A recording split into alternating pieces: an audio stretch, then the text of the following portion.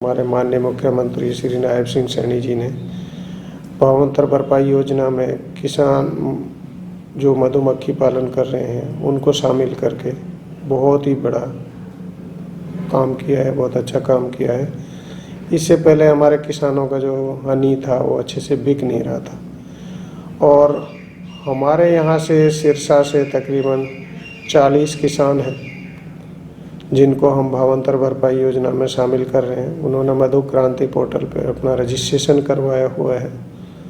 इसकी 2-3 शर्तें हैं कि सबसे पहले तो हमारे जो भी किसान मधुमक्खी पालक हैं वो हर बक्से पे अपनी फैमिली आईडी की लास्ट 4 डिजिट और फिर उसका सीरियल नंबर खुदवाएंगे। जैसे किसी की फैमिली आईडी की लास्ट 4 डिजिट हैं 6781 होगी, फिर ऑब्लिग लगा के पहले बक्से पे 0001 खुदवाएंगे, यानी कि 3 जीरो फिर 1, ताकि 1000 बक्से तक उसका जा सके। ये मैंडेटरी है और इसका पर्पज़ ये है कि भाई कल को हम जो प्रोडक्शन निकालेंगे वो बक्से के हिसाब से निकालेंगे और अगर हम इनको खुदवाएंगे नहीं, वेरीफाई नहीं करेंगे तो एक ही बक्से को रिपीट हो सकता है, डुप्लीकेसी हो सकती है। हम कैसे आइडिया लगाएंगे कि हमारे पास कितने बक्से।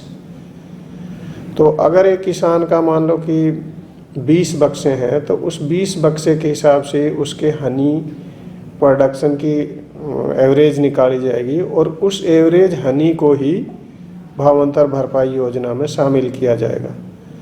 अगर हम ये चीज़ नहीं करेंगे तो बाहर से भी लोग शहद लाके हमारे सरकार में या हमारे डिपार्टमेंट से भावांतर भरपाई का मिसयूज कर सकते हैं, दुरुपयोग कर सकते हैं। और इसके लिए सरकार ने 120 रुपये पर केजी का रेट फिक्स किया हुआ है और जो भी किसान भावांतर भरपाई योजना का फ़ायदा लेना चाहेंगे उनको अपना शहद हमारा IBDC सेंटर है रामनगर कुरुक्षेत्र में, वहाँ ले जाके बेचना होगा और वहाँ उसके पर्टिकुलर टेस्ट होंगे कि भाई उसमें कोई मिलावट नहीं है, मॉइस्चर ज़्यादा नहीं है, ये सारी चीज़ें।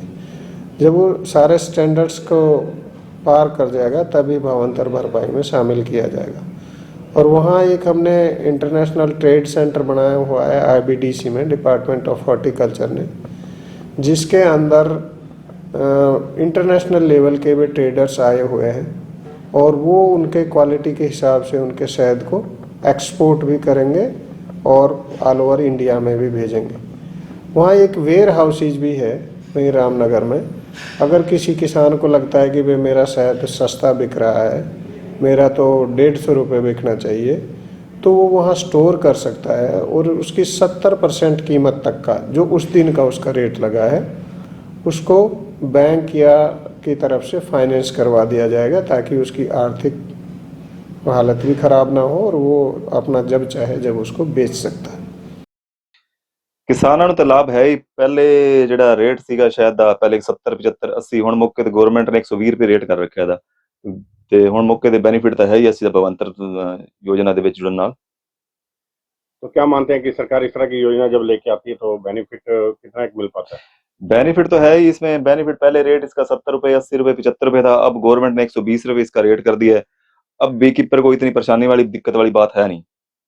पहले तो इसका कोई रेट ही नहीं था, पहले कभी 150 रुपए रेट आ जाता था, कभी इसका 70 रुपए रेट आ गया, कभी 75 रुपए रेट आ गया। पहले तो ये रेट था इसका।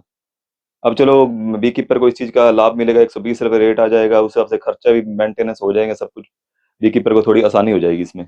और क्या कहना चाहेंगे, सरकार इसको और थोड़ा बेहतर कर सकती है?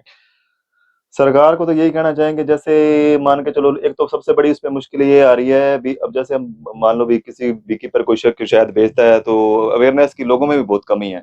वो कुछ बोलते हैं ये चीनी है, ये नकली है, शायद ये है वो है। अब इस चक्कर में भी कुछ बी कीपर को भी बहुत नुकसान होता है। चलो मान के चलो कहीं पर रेट 85 रुपए आता था, अगर वैसे बी कीपर शायद बेचे 150 रुपए, किसी को 200 रुपए, तो बड़ा मुश्किल से ही बिकता था। वो भी किसी किसी पर्सन को भी दे तो वो भी कहता है इसमें चीनी है, मिक्स है, नुकसान, तभी वो डिटेल में भी नहीं बेच पाता था। अब इसमें ये अभी 120 रुपए गवर्नमेंट ने इसका पक्का कर दिया है, चलो इस चीज का बेनिफिट जरूर होगा बी कीपर को।